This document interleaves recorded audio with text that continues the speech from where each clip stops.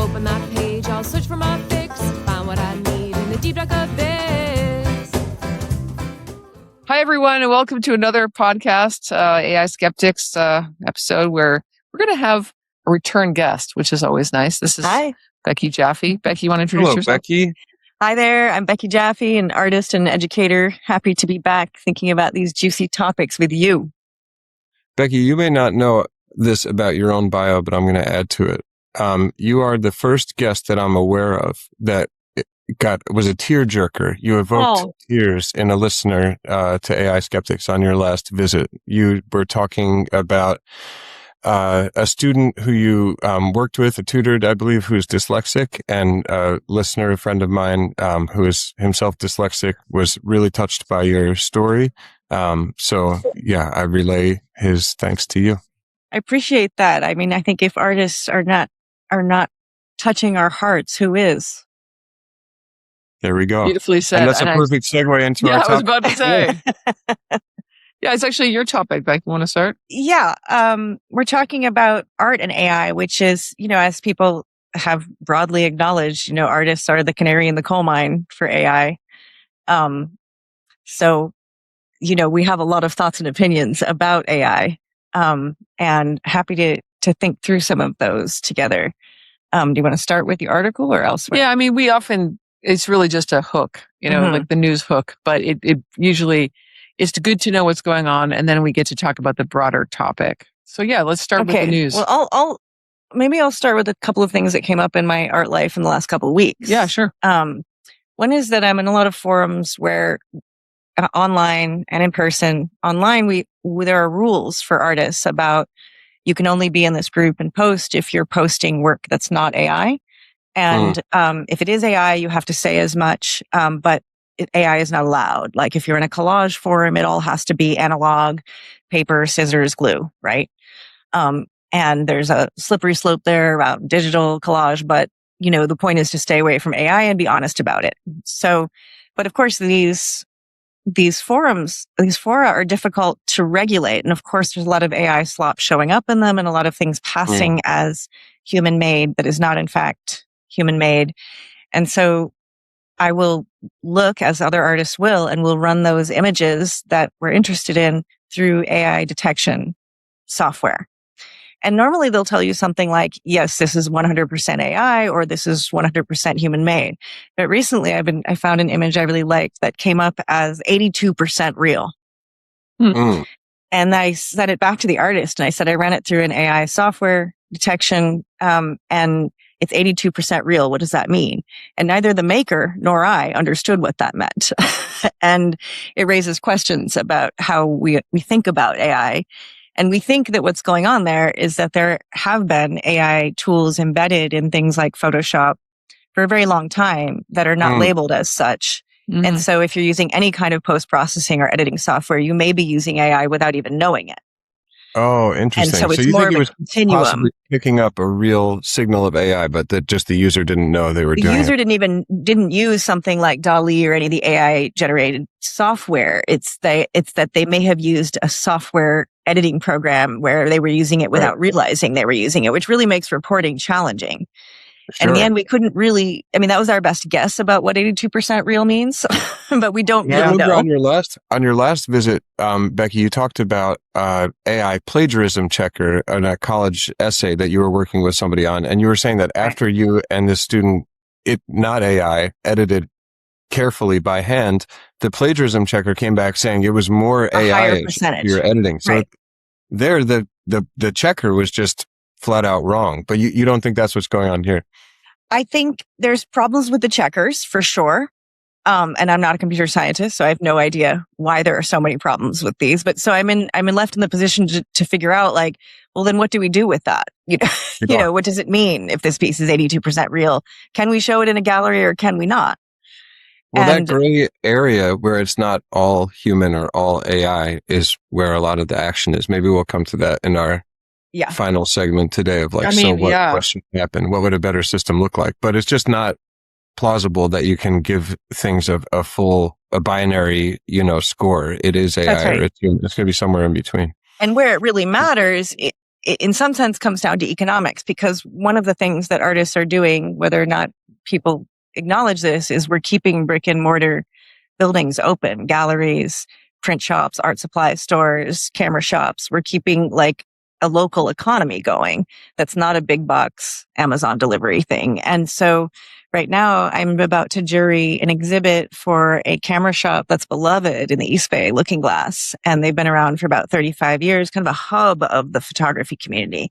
And our goal in running the exhibit is to keep them open, to have not shuttered doors, right? To have like a vibrant local pedestrian economy, right? Where you could walk in and buy a camera. But the two other jurors work for Google, and they're developing computational photography, and they're very involved in AI and photography. And so they want to allow AI. But how are you going to sell old school cameras and keep that business open if you allow AI in the exhibit? So in terms of our goal of like keeping brick and mortar buildings open and having a local economy, that doesn't work. I mean, and that brings us to like the topic of AI skeptics, which it always is, which is like trying to, balance the capitalistic backdrop of this technology, which might actually be kind of cool in a lot of ways, but is being absolutely shoved down our throats. Right. That's what I'm thinking about when you say the tools that their artists are using. Are you having AI in them against their will? Without them knowing. That's like right. I keep on accidentally sending emails to people because I click on the wrong thing by accident, and it's just like, it's gone. Do you want to talk about the news hook? Because I think that's related. Sure. I mean, why don't you start off with the article you sent me? Well, I mean, I don't understand it. Okay. So I want you to interpret it, but I will say that what happened was that a photographer had a kind of hilarious picture of a dog eating or underwater trying to grab a ball, which was red and it had hexagonal patterns. And it was extremely, extremely memorable photograph and like really well done. And it had this kind of the maniacal eagerness and playfulness of a dog that you only understand if you're a dog person like I am. And then somebody sort of animated that with AI, and the photographer sued and lost. And I'm just like, wait, what? Like it's because I just want to say the animated version of it looks exactly the same. Right. And this is a complicated thing, because this is really about the law and whether artists are legally protected. And the fact of the matter is most artists are not legally protected, and we don't think about that as much because we expect our work to be stolen from us. It's stolen often. We're not paid for our work. And art making is not something that you can even evaluate in terms of rational economic theory. It's not a rational economic move to make art. It's kind of outside of that way of thinking entirely, right? Like the measure of our value as artists is not about money and so in some sense, we're a canary in the coal mine for AI. In some sense, we've always been outside of the economy, and we're used to being marginal to the economy, making art, whether or not we're paid. And so in some sense, we're like, this is one more of a series of ways in which our work gets taken from us without pay. And we're used to that. I mean, what did the judge say? The judge said that there was a significant enough change in the work to define it as new work. And that's the thing about art, is that we're all referencing each other's work. It is all derivative. There are, in some sense, no new ideas. We're all permuting and working with each other's output and like take collage as a medium. We're tearing up pieces of other people's work. And we're working it into our own. And there's this general sense in the art world, like, how do you know if it's your own art? Let's say you photograph a sculpture, right? Did you make that art, or did the sculptor make the art, and who gets the credit for that, right? Are you just simply, mimicking someone else's work? There's a lot of questions about who owns that image. And the general sense we have is that if you alter an image by 50% as a maker, then you're meeting that sculptor halfway and you can claim at least half of the credit, right? And so in the AI world, it's like a 50% alteration, in which case it's a new piece.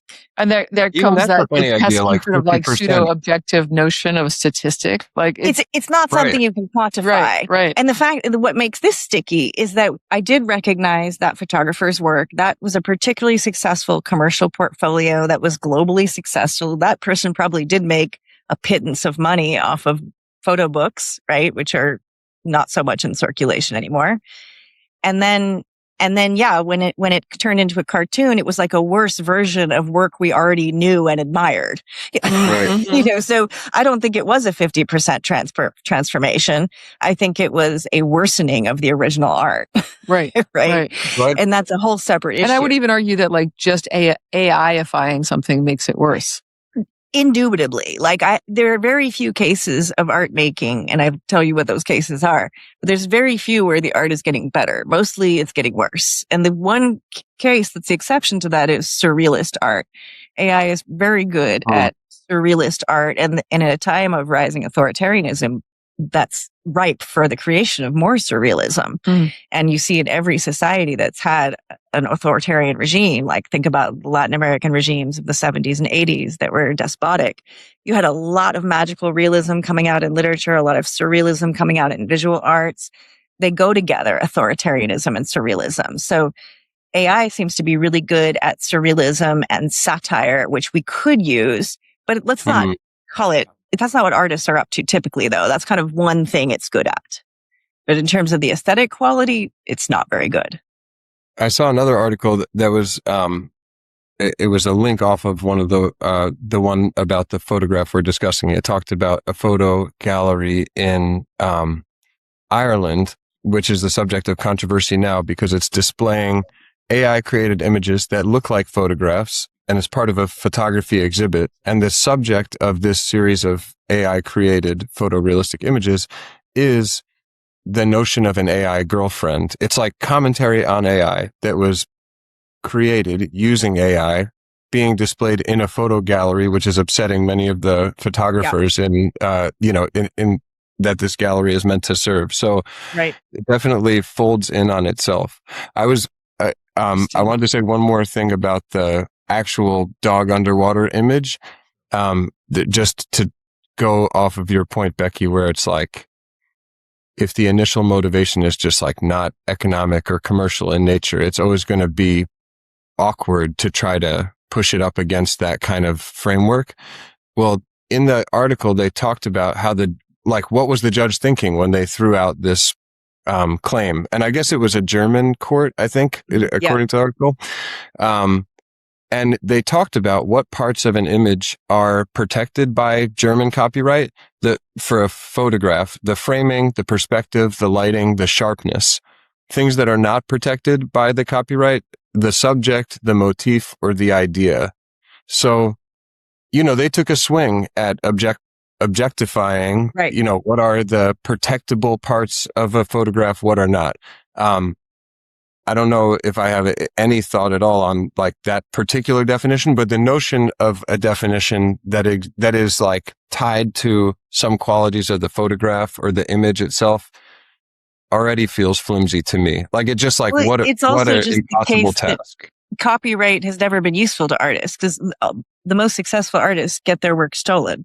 It's a mark of pride to get your work stolen because it means people want your work, right? And so copyright has never really prevented artists from having their work stolen. Every artist I know has their work stolen. Any artist you can name has had their work stolen, and that money, the stealing of it has raised the value. Any artist you can think of, that's true for. So copyright has never protected us from getting our work stolen. Maybe it'll lets you get attribution. I'm going to use this as a transition to our second topic, which is before you do that, just one comment on what Becky's been saying, because even when I proposed this conversation, I heard her dismiss oh, this is just a legal perspective. Oh, this is just copyright.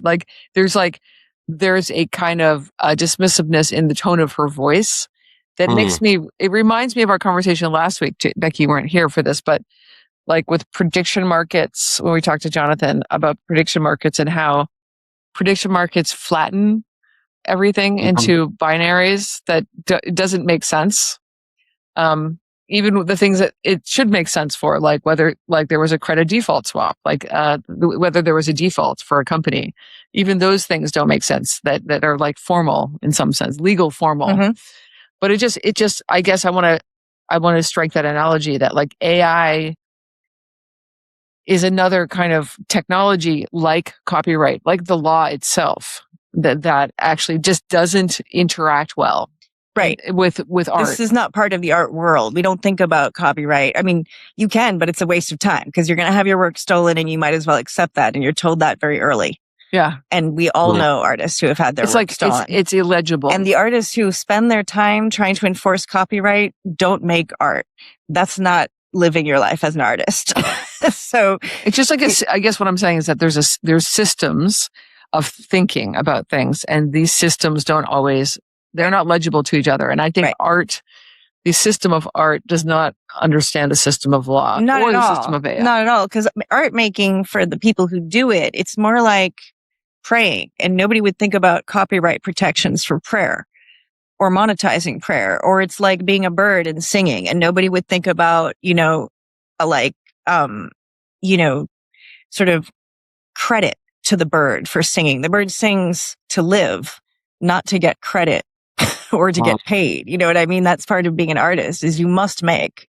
By the way, if anybody who's listening hasn't listened to the episode where I get really, really upset with Daniel Litt, the mathematician, who talked to me about the Erdős conjecture being proven with AI or disproven with AI, I think it's from me, my perspective as a mathematician, I'm like, we're artists. Like, we're not prompt engineers, dude. Right. And like, it was very offensive at a deep level. And I think you're explaining it to me. So thank you. Yeah, it's the wrong metric. Usually, when I meet people who are not artists, one of the first questions they ask me is, so do you sell your work?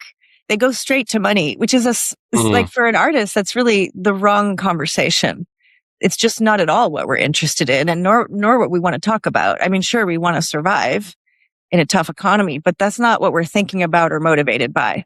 And so, like, same thing with copyright. It's maybe tangential to the things we think about. Yeah. All right. Sorry, Jake. I know we're way over time, so you should just jump in. Well, it's, I'm going to take us to another, gray area, which is, AI in music. So there was an article in the New York Times yesterday, a couple days ago, that posed a bunch of questions, and pretty much, spoiler alert, but the article's like, the questions are like, can I do this? Is it okay to do this? Is it okay to remix an artist's song without their permission and then post it on my, as my own work? What is it okay to, just make up, songs and put them under, a slideshow I'm creating and then get money off them? So just asking about the ways that AI tools are being used in music and sort of whether it's okay. And I would say like, it was like each of these beefy questions, and then just like, well, people are doing it and there's not really a rule about it now. I read that article. The part that I missed entirely was that, none of the artists, musicians, or very few of the musicians who are hosted by Spotify are getting paid by Spotify. So the artists are already being exploited by Spotify. And wasn't the original idea that you get paid based on how many how many plays of your song are currently? If you get fewer than 1,000 streams a day, you make no money from Spotify.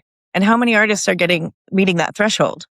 That's a huge amount of free work for Spotify. I need to interject that there is a book about this that we should not only read, but we should invite the author of this book on to talk to us. But my understanding is that Spotify basically was going to pay the artist, but then got in bed with the record producers, like the bigwigs in the music industry, and struck a deal so that actually the artists are starved. And I think it's really a valid point overall. Like, I think the article was bad. I mean, it didn't, I'm not saying it was ill-informed. It gave bad legal advice or anything. I think it probably answered the question of like, is there a Wild West in terms of AI music? Yes. That's true. But I think what Becky pointed out, and is absolutely true, is that Spotify, the technology and streaming in general, has already screwed like musicians so hard that the AI effect is like an afterglow. You know, it's like, what is it? Maybe rubbing salt in the wound, but the wound was already there. Right. And I think that's absolutely like, listen, the Spotify effect, we've thought about this, Jake, you know, like, it's the reason that musicians are being paid now in 2026 per gig less than they were paid in 1980. And that's not counting inflation. Right.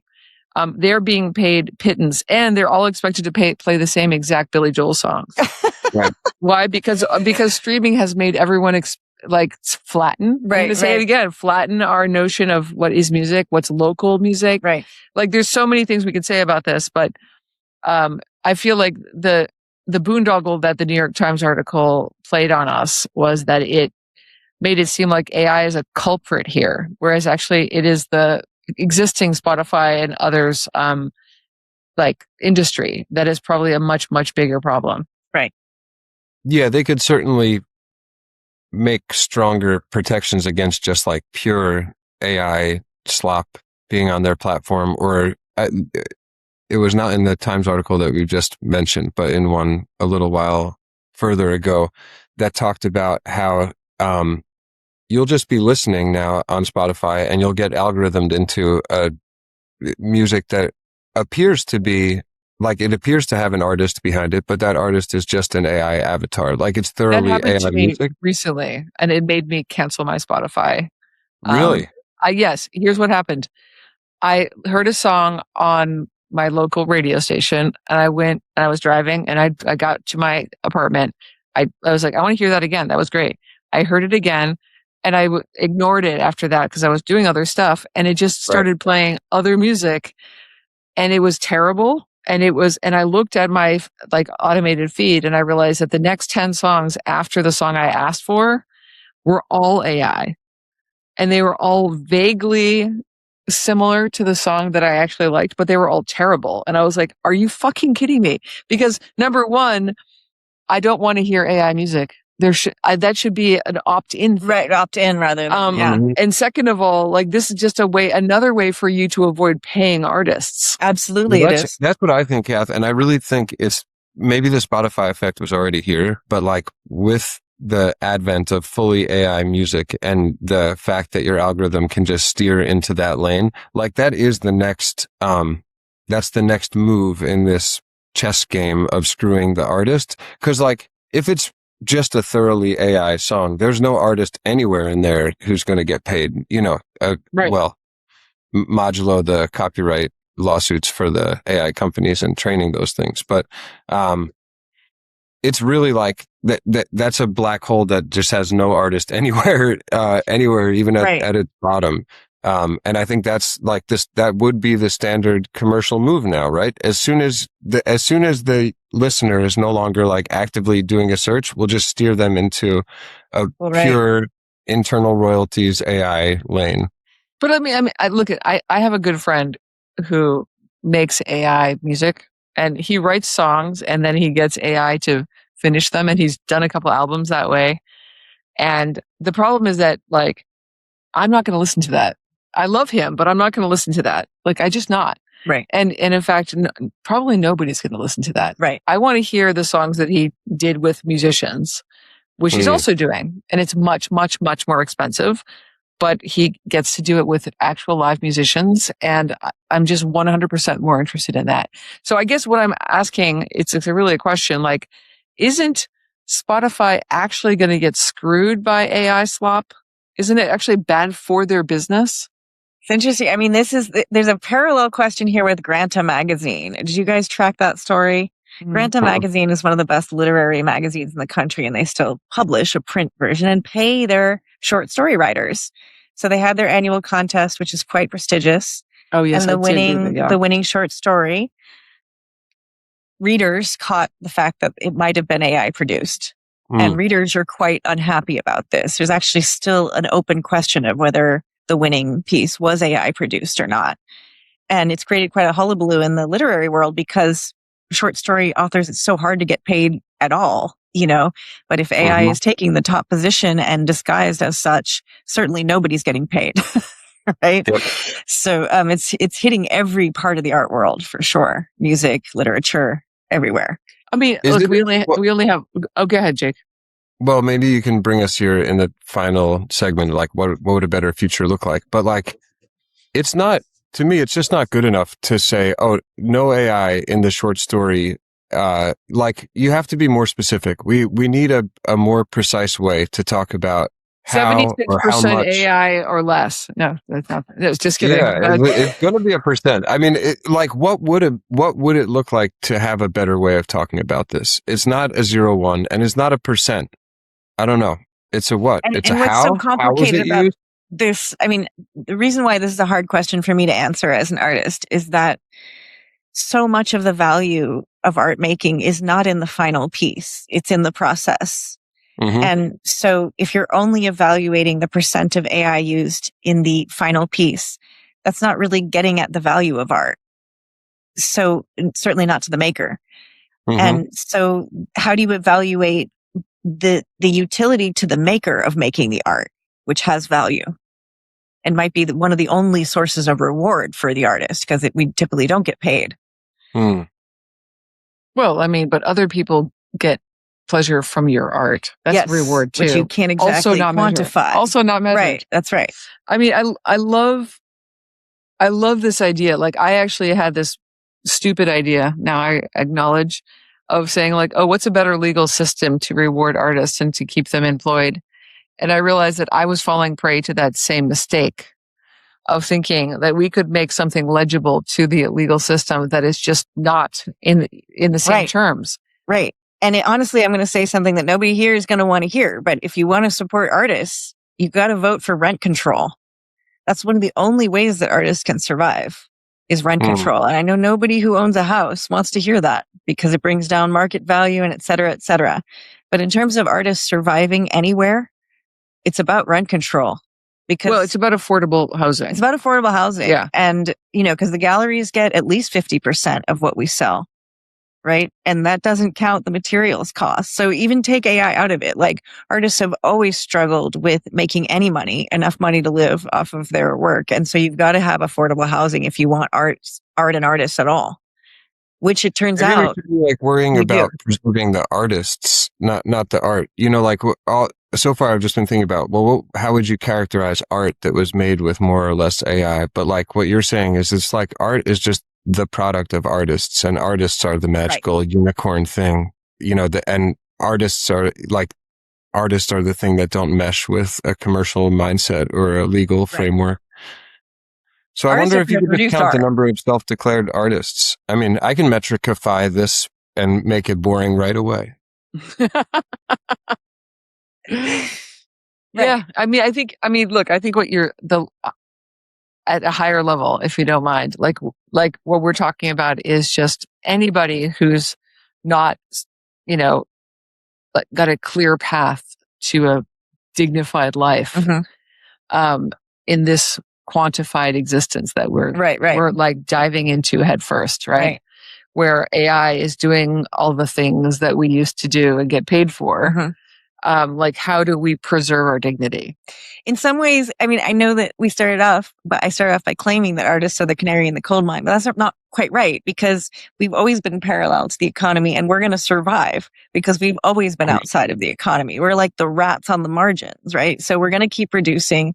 And in some ways, whatever the economy is doing, it's not relevant to us. We're not getting paid that way. Yeah. Anyway. I mean, actually, when you said that, my first thought was actually computer programmers. They're the ones who are actually the canary in the coal mine. They're the ones that literally program their own existence. They're used to being wealthy. Like, they're used to not working 3 or 4 jobs. Artists have always worked multiple jobs and lived musicians in difficult places to make that work. So we'll just keep doing that. It's the people who actually were making money before who are going to feel the pain.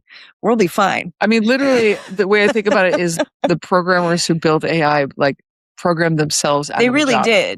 They really did. Not all of them. Whereas artists are wily and adaptive on the margins of the economy anyway. And it's artists who are finding the most clever uses of AI to make fun of AI, or to make a commentary on it. Like, so, that's right. Yeah, more than Canaries. You're like the pioneers. Well, we had a young person on our podcast a couple of weeks ago talking about like being a young person who interested in art and film, and Carly Adams, and like how to adapt to the current climate. And I have to say, like, as a non-young person and as a proud old person, yes, just because we've been talking about ageism and how I'm not in, I'm gonna make it old cool. That's my already happening. My personal plan. Anyway, as an old person, I do think that the young people are going to be incredibly useful in seeing what the future is going to look like, and how to, how to survive. Not that they don't have enough work to do, paying back their fucking student loans, and looking for a house. There's that. But I do think that, they're natives and they're going to figure this out. Yeah. Here's hoping. I mean, an artist is a trickster spirit to begin with. So we're going to use some of our trickster tools. I mean, one of the reasons I asked Carly to come on is because one of my son's classmates who he's studying with for a test or a final project had no AI on her laptop, a sticker. And I just thought that was brilliant and also ironic. Right. It's on her laptop. That's right. That is ironic. Right. But I love it. I love that spirit. Right. And I mean, the art world is very clear about this. Like, you can't be in the gallery if it's AI. Even at Paris Photo is huge and sprawling. It's probably the biggest photography event in the world. And they had just a tiny room sequestered off where like a few AI pieces were allowed, and it was kind of shunned, So it's still very much the case that we're not really considering it art, even if it is sidelined at the Biennale. Yeah. Well, I do. I hold out hope for the young people. I also hold out hope for the fact that AI art is just not good. It's not good, and that's part of it. If it gets good, that would be a different conversation. Yeah. So far, it's not actually good. Well, anyways, great to have you again. And thanks, Becky. Thank you. I appreciate that. And thanks for coming. I think these are important topics for sure. I'm glad you're probing them. Yeah. Well, we're glad to do it. And by the way, if you guys have questions or comments or suggestions for other topics, Jake is about to tell you the email to write to us at. Please come on and write to us at aiskeptics@oceannetwork.net. Ocean ends with an N and network starts with an N. So there are two N's in oceannetwork.net. And there's no B. Okay, no B. Where was it? No Who would B. it be? Like, the Democrats. A lot of people don't know that dumb has a B, but there's no B in Ocean Networks. Thanks, everyone. See you next time. Thank you. Thanks, Becky. Bye. See you.